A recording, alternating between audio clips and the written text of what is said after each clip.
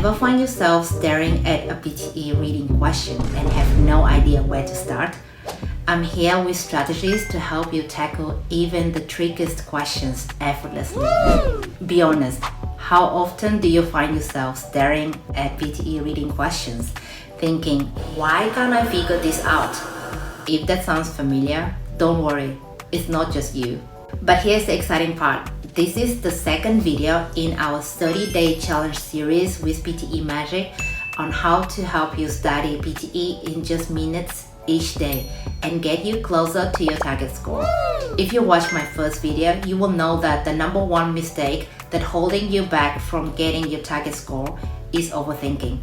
Now, we're going to take that a bit further and show you exactly how to overcome that mental block. Let me ask you this. What if I told you that the most advanced learners struggle not because that they don't know enough, but because they are overthinking the answers? Today, I'm here to change that, and we are diving into two game-changing strategies. Number one, how to solve PTE fill-in-the-blanks questions quickly and confidently with practical tips. And number two, how to guess the right words without stressing out or second-guessing yourself. You've worked really hard to get to this point, but if you're stuck at only 55 or 60, then maybe it's time to change the approach. These tips are tailored for advanced learners like you who are aiming for that 65 breakthrough. So let's stop wasting time and start unlocking those high scores. Are you ready? Let's go. Before we dive into the tips, let's talk about what can trip you up in fill-in-the-blanks questions. So it's really easy to get panicked when choosing the answers when the clock is ticking. But most of the time, the answer is already right in front of you. It's all about tapping into the clues around you, and let me show you how with tip number one. First up, always pay attention to the context. What does it mean? Well, it's about looking at the sentences around the blank to figure out the overall meaning. For example, if the sentence says, the teacher asked us to the assignment by Friday, you can guess that the missing word here is related to an action like submit. The context here is the teacher's request, and the deadline kind of gives you a big hint about the word. Now, let's talk about grammar. This is your secret weapon. Every blank has a role in the sentence, right? It could be a noun, a verb, an adjective, or even an adverb. For example, if a blank is in a position where a noun should go, then you can guess that it could be a thing or an idea like report or theory. If it's a verb, then it could be an action word like submit or complete. The trick here is to figure out what's missing based on grammar rules. Once you do, you can actually rule out options that don't fit grammatically. And trust me, this saves you so much time during the test. Here's the tips that many of my students love. Predict the word even before you look at the options. Once you understand the context and grammar, try to guess what the missing word might be.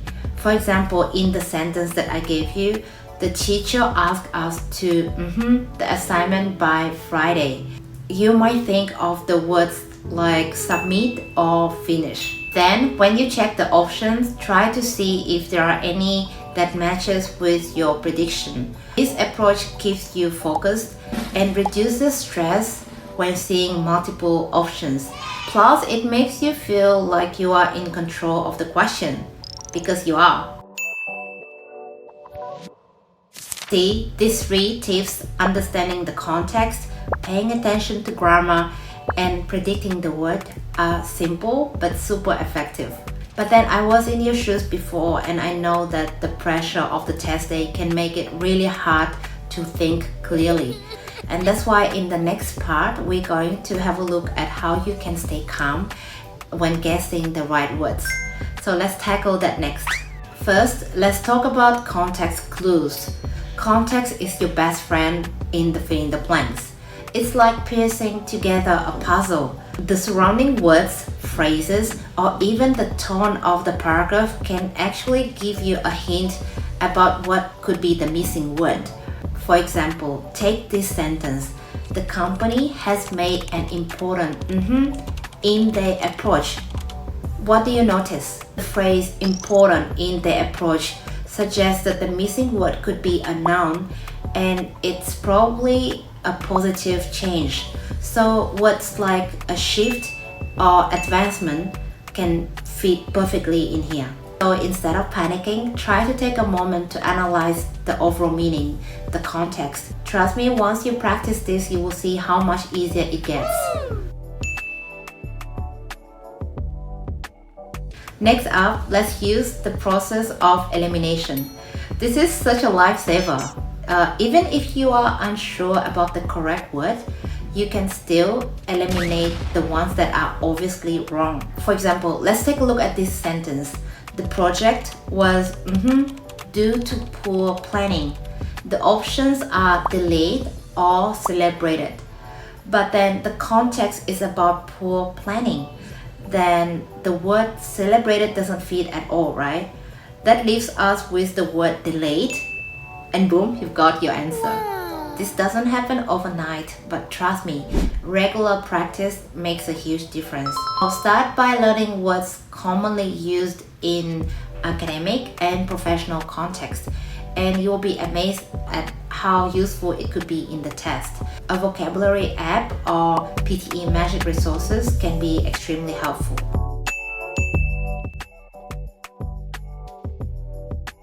Alright, let's quickly go over what we have learned today. Number 1, understand the context. Look at the surrounding sentences to find the clues for that missing word. Number 2, pay attention to grammar.